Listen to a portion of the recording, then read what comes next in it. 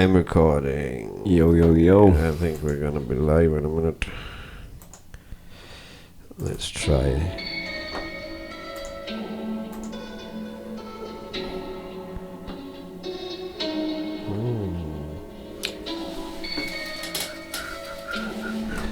Yeah, we're live. Cool. Mopcast in the house. Mopcast number 11 going strong. Yeah. Happening. What's happening, man? How's it going? Alright. Aye, pretty tired. Same. But I'm here. I'm doing my weekly Aye. bit for the Mopcast. That's it. Same, man. I'm sleepy. Let me turn this down. But saying that, it's not going unnoticed. Like, I've had quite a lot of people just fucking randomly saying to me when I'm out and about and that, like, love the Mopcast and all that. Like, Aye. It's quite cool. Just gotta keep doing it and Build see, up. see what it turns into. That's it. That's something to do anyway. I'm quite sure what that is, but it's something that exists. It's getting there. Giving out free tickets and shit. Aye. That boosted the following. Oh. That was like our most reached post, I think. Yeah. Free shit. Aye. Give away some free shit. We're giving away some free comedy, some free fucking. It's a classic move. MMA Classic podcast move there. That's it. Just be nice. I just got done watching the Combat Jiu-Jitsu Worlds there. Yeah. Aye, tell me about Day that. off work today. It was quite cool, man. It's like it's a bit fucked up, to be honest, man. I'm not going to slate it too much because Jeremy's talking about getting me on it, and when I won for 155 or 145 maybe. So. Aye. So what did they do in that? Is it like loads of different divisions, just a usual type of competition? UFC type divisions. Usually the 16-man bracket. The guys basically it's jiu-jitsu, but you can slap the shit out of each other. Oh, what do you mean? They can slap it? Like open palm strikes. Oh, really? So there's Aye. strikes in it as well? Not strikes, so really like slaps. Aye. What, that's just like one wee addition to like what a usual rule set. Exactly. It's just like, aye. So it kind of puts a wee bit. Slap Slap it. People just slapping the fuck at each other. To be honest, I've always kind of feel like I'd rather just fight MMA than slap people. But, Aye. but some people are really good at it. Like Bas Rutten used to do it in Pancration, where he would like open palm people. Aye. And like it was like getting hit with a fist. Like he was knocking people out. And Aye. shit. What with this part? So Just like so it's still a slap, but it was really like fist. where does a slap end and a punch begin? Aye, you know what I mean? I know. Kind of, because you can really fuck somebody's nose up. Kind of like, kind of like open palm their I fucking know. nose. What makes you wonder that one? Because remember all the old self-defense things. People used to tell you if you do this to somebody, you'd kill them. Kill them. It drives their nose into their brain and they die. And their nose comes at the top of their head and Aye. they die. That's it. Apparently, aye. Apparently, So my aye. granddad told me. So I think it was the guy that won that in the end. There's quite a few matches on there. So It's called so Red. like, I seen Ben Eddy put his first guy to sleep. You know, he was overtraining us not long ago. I can go through them. Ben Eddy was fighting a guy called James Barnes. He's Team Quest. Aye, UFC Jim Corona. that's right. That was his first one. So that was the first match. And then you had a guy Nick Honstein as well. He's fighting in the first Yeah, kind of opening round. Quick Nick, I think they call him. Quick Nick. Aye. He's from like Lincoln, Brazilian Jiu-Jitsu. He looked quite good, man. Aye. Do you know? See, to be honest though, like I watched the overtime and one of the matches was absolute domination. Aye. This guy slapped the shit out of them. But if it doesn't end in submission by the first 10 minutes, it goes to a draw. And they do these overtime rounds, like which EBI style overtime rounds. And honestly, it just didn't seem as relevant for combat jiu-jitsu because I feel like if you slap the shit out of somebody for 10 minutes, like that guy's just trying to survive. Like the guy just tried to survive. He done nothing for the full 10 minutes. Yep. He did, and then he ended up winning in the overtime rounds. Did he? So it's like, nah, that's not really fair, to be honest. Like if these were, because the whole point is, like the guy's been slapped 100 times, right? Aye. If that was punches, the guy wouldn't be coming out that 10-minute round. Is it sort of like a penalty shootout type mentality where like And if they draw, if you draw and then if you score well in the final. and it's no fair over a 10-minute round. 10 minutes actually not that long in jiu-jitsu. See with like two high-level guys. Like so for example, if somebody wanted to just play super defensive for 10 minutes, they're probably going to stop most people from cementing them. Yeah. You know what I mean? If they're just no engaging and trying their best not to do it. Like Brendan Schaub done it famously to Cyborg Abreu years ago, and he just like shut him down. Didn't he shut him down? Just disengaged for the full match. Aye. So like if somebody's purposely disengaging, a big athletic guy like Brendan Schaub, for example, they're never going to, you know, that not many people are going to be able to make that work, like and make something happen if somebody's just constantly disengaging. So it was a bit strange, to be honest. A bit strange. So I don't know. They maybe need to work on that, because I thought that like if it's that one-sided, it should be a referee's decision. Yeah. You know, if somebody slaps somebody 100 times, the other guy just defends for the entire time and barely survives. Yeah. And then he gets a pop at like this penalty shootout submission position stuff. It's not really cool. So where is it like the judges? There's no judges. There's no judges, so it's just a referee's decision at the. There's no referee's decision either. So what happens is the submission part goes. So who's like? So when it goes to this penalty shootout, I think it's called like a submission shootout over EBI overtime. They But call who it. decides that it goes to that? Well, if nobody gets submitted in the 10 minutes. Oh right, so it's just who's overseeing it? Is anybody overseeing it? There is a referee, but there is a referee, but it's just to make sure like that nobody punches each other and stuff like that. Do you know what I mean? You can get disqualified, but you can't. There's not really any decision made by a judge or anything like that. It's literally just it goes to the penalty shootout thing, where basically starting the guy's back, and then it's whoever it's either escapes the fastest or gets a submission the fastest. You know what I mean? Yeah. And then they'll both get a shot at doing that, and then if that fails, then they'll go to like the armbar, and then they both escape, or they both. So it adds a unique kind of dynamic to it. But for me, it's a wee bit like. For me, it's just a wee bit unfair, because if somebody really wanted to be. It could make for a boring competition, because if somebody wanted to just be defensive for that 10 minutes and then just train like mad on these positions to get the fastest submission, the fastest thingy, it actually takes away from a lot of good jiu-jitsu, So I think they could make it like a 20-minute match maybe, or they could just make it like, if it's close, it goes to submission shootout.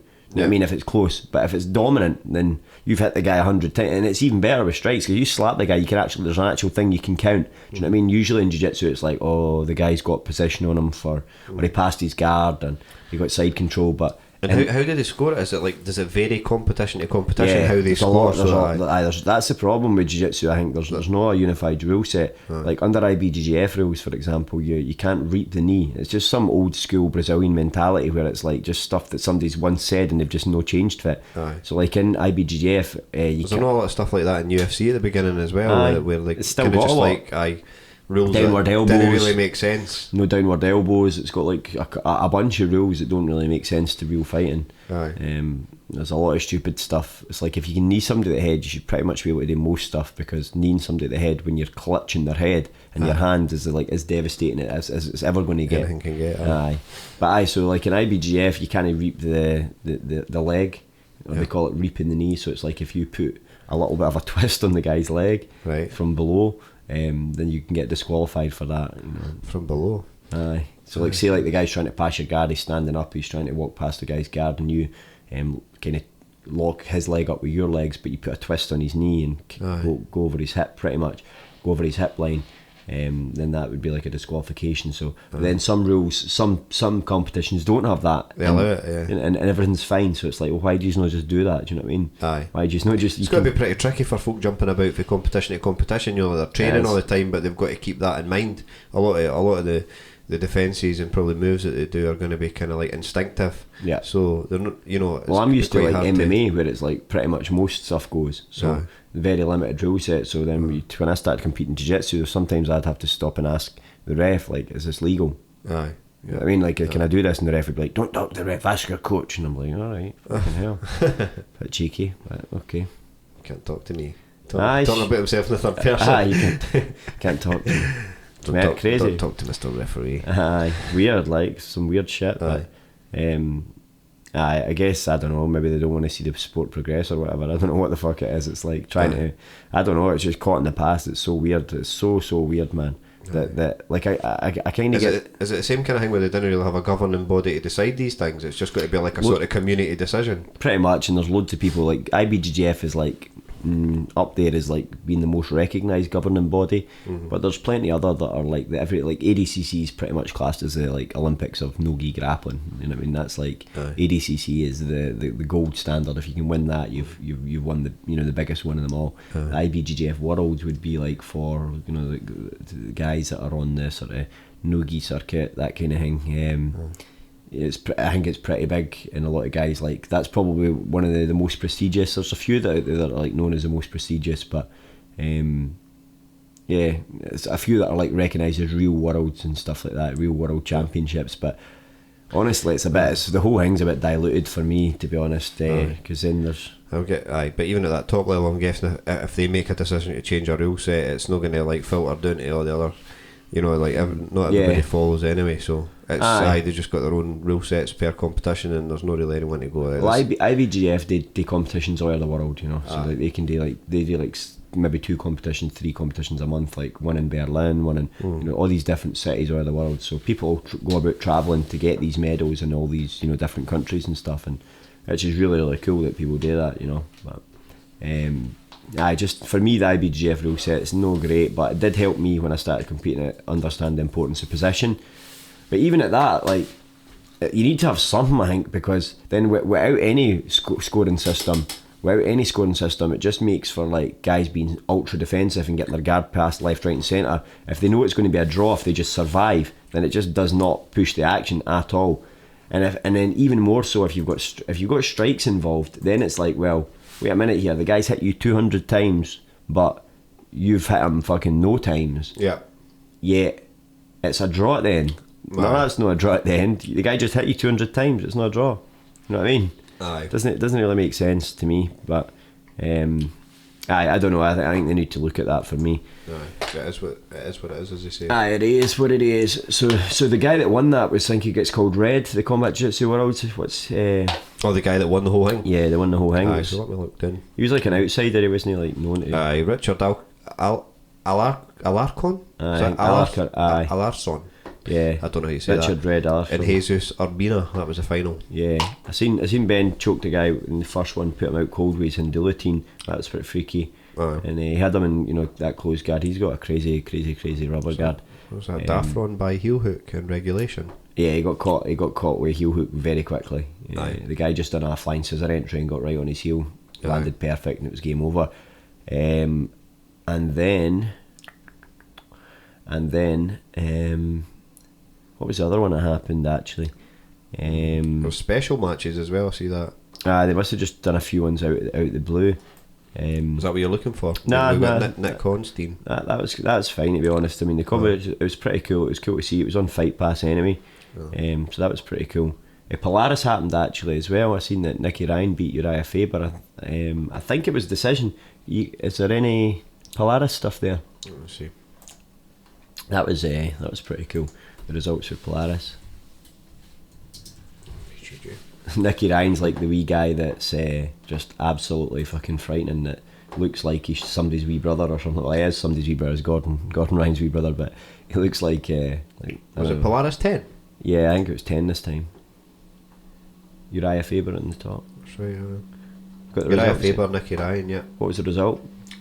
Was it decision or was it submission? It's not saying here. Yeah. I thought I seen him maybe at the heel hook or something. I'll try and find it. See if I can get the card.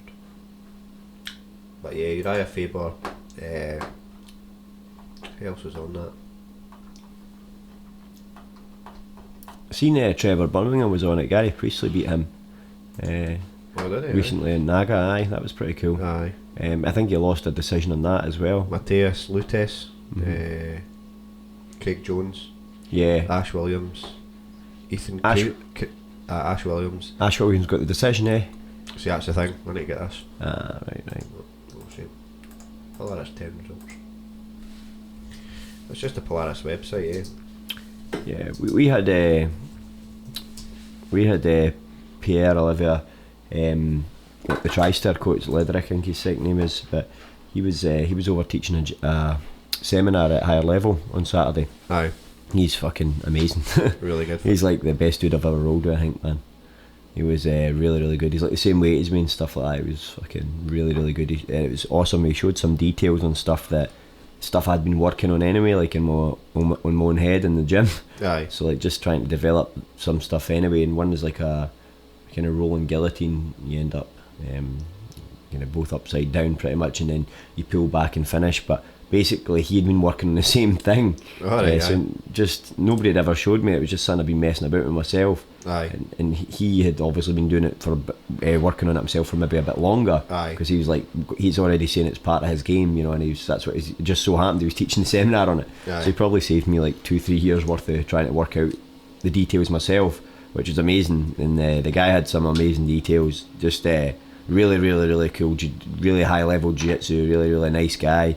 He stayed and rolled with like every single person after it, and just like was smashing everything. Do you find that a lot, that people are working on the same kind of things at the same time? Is there like trends within like the community? It's just natural. It's just like if you think like, because body mechanics is all the same, like the way people's bodies work and what the submissions are and stuff like that, but how to get to them in different entries and different ways to apply them, those are all kind of like wee variables, and it's natural for everybody's mind to wander in the same. I wouldn't be surprised if like 100 people were all working on the same stuff and thinking that, you know, because it's another common thing is that you think you've made up a move, but you've not, you know. So you've came to the conclusion yourself, and you've managed to get to the bit with yourself. But some, you know, probably 100 other people have also got so there somewhere in the world. Probably notice that they're working on that as well, because you're into that at that time.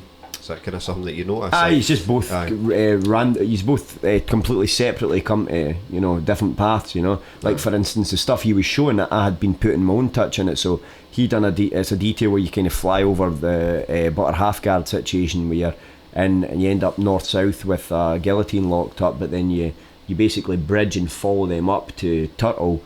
And he was basically punching through for a guillotine at that stage, which he was getting a lot of success with. But for me, I'd been working on doing the exact same, but then punching through for a necktie. The whole sequence was pretty much the same, except for one detail with a bridge that he showed that kind of saved me a lot of hassle for escaping. So that helped. And then once I worked that one out, then I could put either now my guillotine or my necktie in there. So the sequence was pretty cool, man. And then he had some other really, really, really cool stuff with back takes and some rear naked choke attack. And to be honest, he had a crazy amount of information to give in a short space of time, and he stayed on like way longer than he even needed to anyway. Like he done like his time that he had agreed to do, and then he stayed on like an hour and a half extra. Loves it. Fucking really cool guy, just super passionate about it. Cammy was friends with him because Cammy stayed with him in the dorm, and I think Ray stayed with him as well when he was out in TriStar dorms. So he's a coach out there, but he's done a bit of travelling lately and stuff. But really, really nice guy, and fucking I'll try and train with him again anytime he's kind of in the UK or whatever. I suppose that everybody at that level is bound to be pretty passionate about it, you know, to get to that level, you've got to be really passionate, probably. These guys are really, really, really incredible, you know, like. And I mean, it just shows you that some of these guys that are the top guys in the UK. He recently lost like a very close match to Ross Nichols, who's like the top black belt in the UK. So, you know, it just shows what level like some of the guys in the UK are at as well. You're when you're beating these guys, you know. But yeah, I rolled with him, and I certainly wasn't anywhere close to being at that stage yet. So it was a good wee eye opener for me to realise, oh no, you've still got shitloads of work more to do to get close to that kind of level, you know.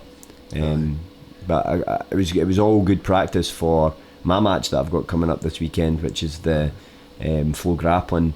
It's going to be on Flow Grappling. It's the Grapple Fest. Is that handsome guy? Yeah, really handsome guy. So the cool thing was that Pierre Olivier had actually trained with this guy before that I'm going against, because they both train at the Danaher Death Squad in New York. Did you have much to say about him? Yeah, he said it was excellent, man. Yeah, he just said he kind of it was a kind of like one of those ones where he's like. Yeah, I mean, it's going to be a good experience. The guy's really, really good. You know what I mean? So, but for just me, a diplomatic answer. A diplomatic answer, like, because obviously I rolled with him as well. So I'm expecting this guy to be excellent. You know what I mean? But at the same time, like I do still believe 100% I can catch anybody in the world on my day. You know, so I just got to try and get him in a position where he fucks up, or get him in a position where. He's open and kind of take it away for his game, because if I play this guy's game I'm going to be in trouble. But if I can get him in a position where, you know, I'm the aggressor, and I can get some kind of position on him that, you know, that's going to benefit me, then I think I can always finish. You know, it just takes one transition, I guess, for you to get him in a position that benefits you for the majority of the match. And I've got a lot of exposure recently to the sorts of things this guy's going to do, so you know, I'm prepared for most of what I feel he's going to try for. And I've been, you know, working on shutting down those kind of problems. So so hopefully I can get the job done, man. It should be cool, and it's cool that it's getting streamed live, and big opportunity for me anyway. So Aye. So what's that going to be on? Like So it's Flow Grappling. It's like the biggest streaming. Aye, so just be like a website. You probably be able to catch that on. Yeah, you just go to flowgrappling.com and it's on there. Cool. But I am buzzing. When's that? Daytime. It's going to be like 4 or 5 o'clock ish on Saturday. So we leave like Saturday morning really early, and then we're going to do that. But so it's going to be pretty cool. I've got like 14, 15 people coming down with us. So. Okay. We're all heading down, and we're going to get a night out in Blackpool after for a wee karaoke and stuff. It's the Champions League final apparently as well, so that's in Liverpool's in that, so it's going to be too expensive to get a place in Liverpool. It was £600 a night for a hotel in Liverpool. I love how the karaoke is like the main. Aye. We get a night out for a karaoke. I know the night out. I just go out for the karaoke. The karaoke, aye. It's going to be fun. One of the finest karaoke's. It is, man. It's fucking karaoke city, isn't it? Because I was thinking to myself, sometimes you go to like Liverpool, it's struggle to find a good karaoke anywhere on a Saturday night. Everybody's want to get pissed, but Blackpool's as tacky as it gets. Yeah, Blackpool's always got karaoke. It's got more karaoke than it has nightclubs. So, but Uriah Faber got beat by Nicky Dyer. I'm just reading here. Aye, outpointed though. Decision. Aye, that's a massive. What about the was it? Craig Jones? It was a unanimous decision. Mm-hmm. For Nicky Ryan. Mateus Lutes. Craig Jones beat him via unanimous decision. Cool. Ash Williams defeated Ethan Kralenstein via unanimous decision also. Interesting. And then Cal Uno defeated Lee Remedios via submission keylock. Right. Round 1. Richie Cal Uno's still doing it, man. That's crazy. Aye, is he an older guy? He's old school. He fought BJ Penn years ago. What, in UFC? Yeah, years ago, like fucking one of the original guys, man. Cal Uno. That's crazy. Cool. What age will he be? I wonder. Cal Uno's got to be quite old, man. He's got to be quite old. Let's see.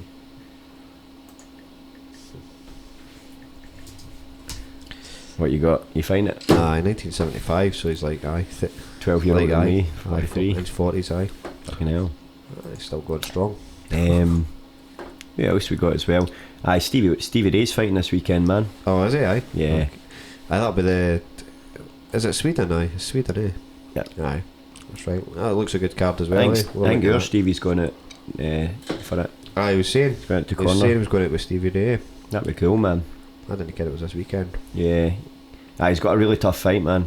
The guy's like a fucking 7-time world champion in Brazilian Jiu-Jitsu. Aye. So it'll be a big statement if he gets a win. Fucking, like, Stevie can beat him, you know what I mean? Stevie's dangerous as fuck. Aye. For sure, but it's just crazy, like, when that's the level he's fighting at, do you know what I mean? He's fighting fucking these guys that are just killers. This guy beat Kevin Lee before as well. Oh, did he? Yeah, he was off for a while, I don't know. He's an older dude, though. What's the guy's name?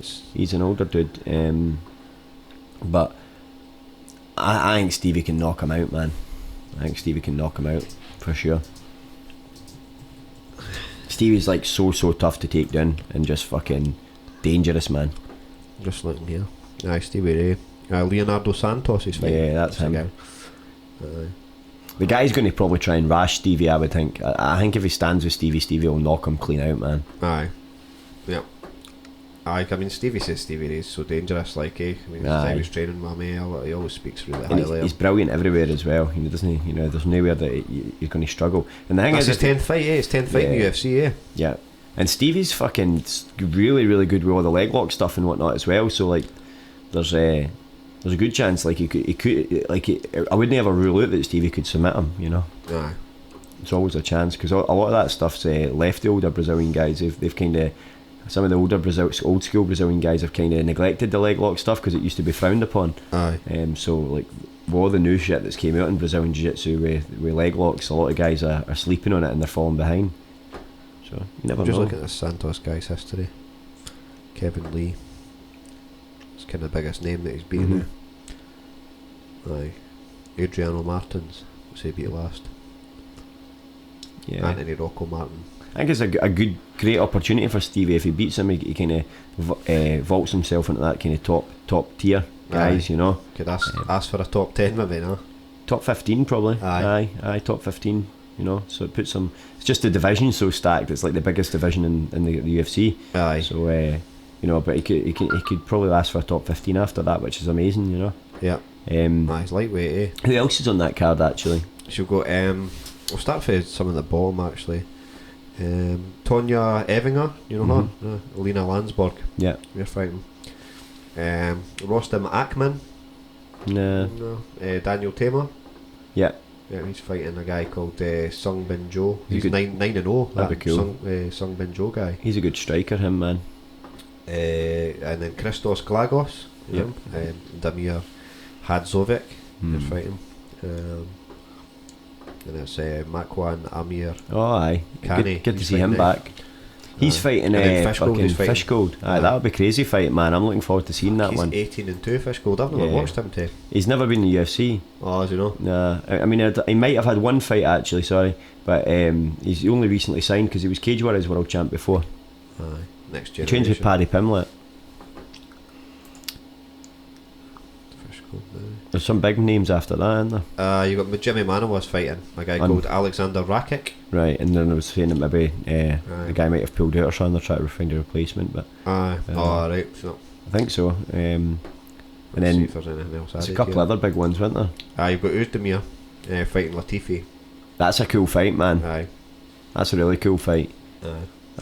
I don't know who I fancy for that one, man. I quite fancy Latifi, I think, there. I've not watched a lot of Latifi, but like I quite liked what I saw of Uzdemir. Aye. He's a funny guy, actually, him.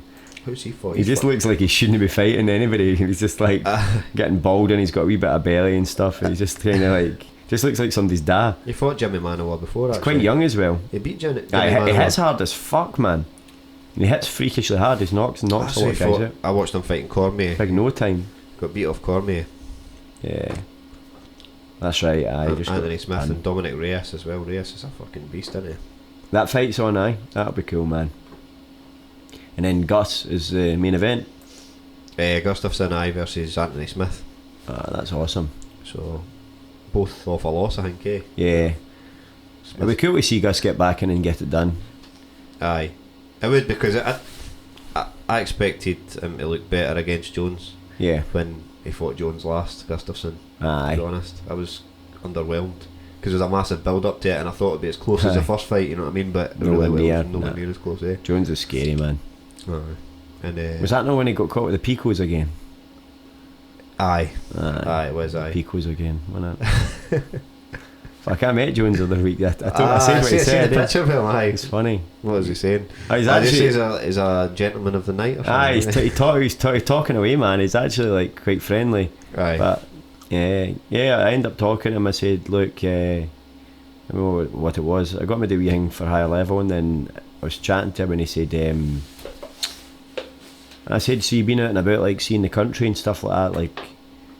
Said there's some nice places to see, like in the UK, if you're out and about during the day, like instead of being in the city. And he just said, nah, I don't really go out during the day. And I was like, alright. He said, I'm more of a man of the night, if you know what I mean. Give you a wee wink. And give me a wee wink, and I was like, I says, I know what you mean. You're trying to score. You're trying to score, but I'm not a drug dealer. It's funny, man. Fucking big dude. A few cool people there. Did you not say you met Dan Hardy? Dan Hardy, aye. Cool as fuck guy, man. Really, really nice guy. He was fucking super sound, man. Aye. Raspberry Ape as well. He was a referee. He was really, really sound. He's like one of the best grapplers in the UK. Everybody was really, really nice, man. It was actually a really good vibe at that thing at Polaris, and I'm hoping to get the opportunity in August to go in when they come to Manchester. So that'd be a big thing if I can submit this guy for Australia. Aye. It'll put me in good stead to hopefully get this. Box ticked for you. Yeah, definitely. So it'd be good for. Hopefully I can get the job done, and then it gets my name out there a wee bit more. Nice one. I was at the MXP show this weekend as well. That was pretty cool. I think that was the last thing I really wanted to chat about. Was the MXP show. Try to get some more info on that actually. I was judging, so I can remember most things from it, or most things that were eventful anyway. There was a few decent fights, man. There was quite a lot of like kickboxing fights. There was a few MMA fights that happened. A few Stevie Ray guys were fighting. They done pretty well, man. Cool. Was that amateur or? What's that? Was that amateur or pro? Or? Yeah, it was mostly amateur. There was only one pro fight on the card. That was Paul McCulloch, and he was fighting one of the guys from the mob in Ireland. I'm trying to remember what their name is. man, gym names are so hard to remember. But anyway, he was fighting a guy. I wonder if they can find the card somewhere. It'd be interesting to see it. Aye, I'm just having a look here, but they've got information about the Ignite thing, but I'm not seeing any list of names or. Coonley was fighting. Aye, was his brother not fighting? Nah. Nah, it was Coonley was fighting. Somebody tagged his brother or something. I'm surprised nobody's put an event card up. But yeah, there was quite a few fights. I'm just going to see if I can find most of it. Yeah, right. Coonley's fight was a draw. He had like a K1 bout because his MMA opponent pulled it. Paul McCulloch had a crazy finish to the night. He knocked a guy out with a head kick. It was absolutely brutal, man. He set it up really, really well. He was like faking with his hands and stuff. So he knocked the Irish guy. I think it was first round. Kind of defended the takedowns and stuff, and then just landed a clean big head kick and just fucking took the boy's head right off, man. It was just one of those ones where the guy went out instantly. Could hear it. Aye, it was good. Stevie Way had a match where. Oh, did he? Aye, cool. he was doing like a different version of combat jiu-jitsu. So rather than slaps, it was like punches, but with 4 ounce gloves on. So it was quite like, you know what I mean? It was pretty strong stuff. But Stevie, he lost position quite early on with a back take and spent the rest of the time trying to get it was Thomas Hepburn he was against. Thomas Hepburn looked really good in it. He got Stevie's back, and then after pretty much 3/4 of the match was trying to get him off his back, and he was landing some heavy shots, going between the back and the mount. But it was quite. I think experience-wise, competition experience-wise are probably both very similar in terms of how experienced they are on mats. But competition experience, Thomas, had a big edge with that because he's fought pro MMA, he's fought loads of jiu-jitsu competitions, loads of sort of super matches, loads of amateur matches. Did Stevie ever fight MMA? He fought once, man. I fought one amateur MMA fight years ago. But just I think like he's just getting caught up with life. Life got. He had a kid quite round about the time he had. No long after he had. Had the fight. Yeah, no long after he had his fight, so he had to take a wee step back for training and stuff, and he'd bought a house and all these other things. You know what I mean? Just life stuff had kind of got in the way a wee bit with it. So you had a few exits with that stuff, but I think he's finally getting himself in a position where he's getting to compete more now, and he's super talented. Like I vouch for him 100% because like he gives me hard rounds in the gym all the time. Mind him being a really strong wee guy, man. He's strong as fuck, man. He obviously looks stocky in that, but like he's got freakish power about him. He's really, really strong, really dedicated to. His flexibility, his training, he keeps his body healthy, his diet's usually on point as well, so he does everything right, you know what I mean? It's just getting that wee bit more time. I think he's finally just getting to himself at a stage in life where his activities, he's not having to work as much and he's able to put his time into training more and stuff like that. So I think it's just a wee bump in the road, and we'll start to see him really performing to his potential in the next wee bit, man. Sweet. Because it was only the week before he won a match on SGI, just like 1 week before that, so it's not like he's been losing it, but he's coming off quite a few wins, and then that's he's had a decision loss there, but just another one for him to bounce back. I suppose it's just one of these things, like I was saying, it just takes like one transition for somebody to be on your back like that, and then that's game over for them, you know what I mean? Definitely. And they can just dominate. Well, the back's such a strong position, man. Once you give it up, it's like nah. Back with punches, it's not a good spot to be in. It's hard to get somebody off, especially somebody like Thomas Hepburn who's super experienced with back control and got really long limbs. Try to cover up a lot if there's punches as well. Yeah. So. It's difficult, man. It's difficult. Totally, mate. But it was some cool matches. Trying to think the other ones that were eventful. There was. I wish I had the actual card in front of me. I've got tons of pictures here of folk that were fighting on the card, but it's like it's got everybody that was on the card, but I didn't know any of their names. Who took the pictures? No, it's just the poster, man. But it's got the classic poster with like everybody's picture on it. Yeah. So you can see Coonley and all that on it, but Stevie Way and that. But I'm trying to think. Actually, there was. Well, I'm looking at MXP's. It's always good if they actually release the release the fighters' names. Release the card. David Fell had a great fight. That was really cool. He won by armbar. I think he was fighting with Neil McClay, who also looked really good. Adam Batley had a really good fight. I remember that as well. Adam Batley had a great. He looked brilliant actually. He got top position and just he looked super powerful. Probably the best I've seen for him actually. So what was it like? MMA fights? Some MMA fights, some K1 fights. They were all K1 or MMA. So it was just trying to. And then competitive jiu-jitsu. Aye, there was some funny fights as well. Lewis Watson was fighting a tough kid. He was like a foreign kid, and the guy was just like. He wasn't in the fight, but he was just tough as fuck. Like he was getting hit with all these crazy shots. And he was just a bit mad. Do you know what I mean? He's just a mad wee guy. And when I was watching just wanted to take it. He was just taking the shots, but he'd always have a wee smile on his face, like I'm gonna get you. Do you know what I mean? He's swinging wild back at him and stuff. It was just fucking. It was quite funny actually. Just the whole fucking thing was pretty crazy. And then finished off the weekend with a wee bit Submission Sunday. It was good. I had a mobbed mat yesterday, man. So many guys. Loads of guys just travelling through and fucking it's awesome to see. The mats are getting crazy mobbed. We had like Callum jumped in to teach some techniques. So Master Bundy. Master Bundy. So we had like black belts, like a few brown belts in the mat, a few purple belts in the mat, a good few blue belts in the mat, some white belts in the mat. It was like 24 people I think, which is pretty cool for people travelling on a Sunday to take the time out.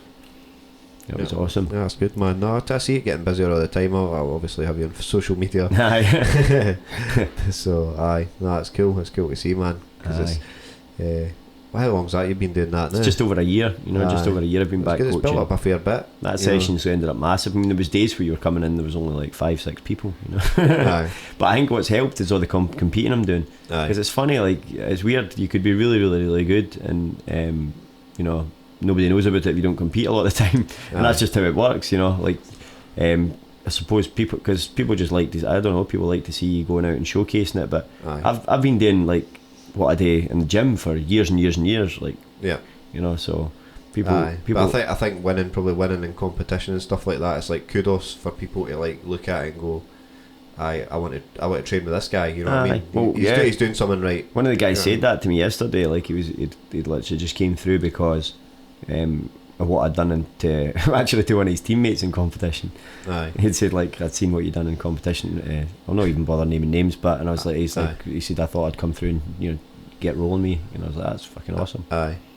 Because it's not like try to say you're part of this team or we're part of the same team. It's just everybody there's just trying to get better, roll with each other, pick up different things for each other. It's just no politics on it, and just roll. Like I actually had. I'm going to be when I get back for Ibiza. I'm going to be going against the Ayrshire All Stars, and Jack was through training. Like we're like a kind of joint thing for the Soviet Union. Jack, it's called Jack Brown that I competed against before. So we're going to be going against those guys as the Soviet Union. Me, Kieran Malone, Callum, Cammy that's running the team, and did I say? I think then me, that makes 5. So we're going to be going against those guys, but I was rolling with them like the other week, do you know what I mean? But it doesn't make much of a difference, you know what I mean? Like he's not going to change his game in the next 2 weeks, and I'm not really going to change my game in the next 2 weeks, so we're just going to be rolling, you know. And that's it. It's no big deal. It's no massive battle plan, like. It's like just you go out and. I don't stress about it too much. I mean, and even if the guy does pick up something, then brilliant. It makes you have to get better. Do you know what I mean? Like I need to get better and make new things up. If what's the worst can happen? You want to go away and actually make yourself better at what you do. So you lose a match and you have to go get better off the back of it. It's no big deal. No. But that's the best mentality I have. I think that's what I would say anyway. I don't really put a lot of pressure on myself. But SGI had got cancelled. That was a bit of a bummer. I'd kept it sort of hanging for them to announce, but I was meant to be going against Kevin Macklin on that. He's like, I would say probably the most successful, without a doubt, the most successful purple belt in the country right now. But I mean, he's like brown belt, black belt level anyway. You know, he's really, really, really, really good. How does that not happen for him? You know what I mean? That stuff's not even worth talking about, to be honest. But like the belt stuff, it's just belts. A belt's just a belts didn't really matter too much. Everybody knows who the guys are. You could be wearing the white belt, but if you can do the business, you know what I mean? Nah. Nah, never a white belt, but just it gets a bit squirrely when you get near the top of the belt ranges and things. But all that shit really doesn't matter. But we were meant to have a match in August. I was going to go up to 85. Not that I'll ever make 85 because I'm, the heaviest I ever really gets 80. But I was going to go up just to give it a try because Kevin's beat me before. So I was meant to be going up in August for that, but then SGI got cancelled for August, and what's happening now is they've moved it to November 9th, and I can't do that because something else is happening November 7th, but I'm not really even talking about that to many people yet, but so that's not going to happen now. Yes. It'll be a busy time for me anyway in November. We'll leave it at that. Yes. Anyway, on that note, man, I'm cool. That's cool. I think we've got our week's worth in there anyway. Definitely. So next week I'm going to try and get like Master Bundy or Stevie to take over the show. Probably be Master Bundy, hopefully. You're off to Ibiza. I'm off to Ibiza, and then the week after. What are you going to Ibiza for? Just to chill. Just for fun. Just to chill, man. Paella and sun. But the week after I get back, we are going to have Graham Turner on here, Scotland's most experienced MMA fighter, on June 9th. So I'm buzzing to hear his stories, man. Graham barely had social media for like the last 10 years, so a lot of people don't know all the cool shit he's done over the years. I probably don't know a lot of it as well, so I'm looking forward to hearing the stories. I'm just going to try and get as much out of him as I want. Graham's one of these guys that doesn't big himself up or anything like that at all, and doesn't really like to talk about himself or anything, but he's like done some amazing shit, and he's an amazing fighter, so I can't wait to hear his stories. And if anybody's ever seen him fight, he's like fucking ultra violent. He doesn't submit people, he beats the shit out of people into submission. Aye. You know what I mean? He's got quite a few. I think he's actually got quite a few like tap to strikes on his record, on his wins, because he's actually just beat people with tap. He's fucking killer. He's fucking good, man. Really, really good. Nice like one. Aye. Don't think I've seen him fight. And he's such a nice guy though. Like see, like in person, he's a really, really nice guy. Aye. Just like a total gentleman, just really kind guy, you know what I mean? And, but the way he fights, you would think this guy's just fucking hates everybody. Crazy. Aye, it's brilliant. Cool. Okie doke. Nice Okay, one. wrap it up. Wrap it up. Catch you. Peace out.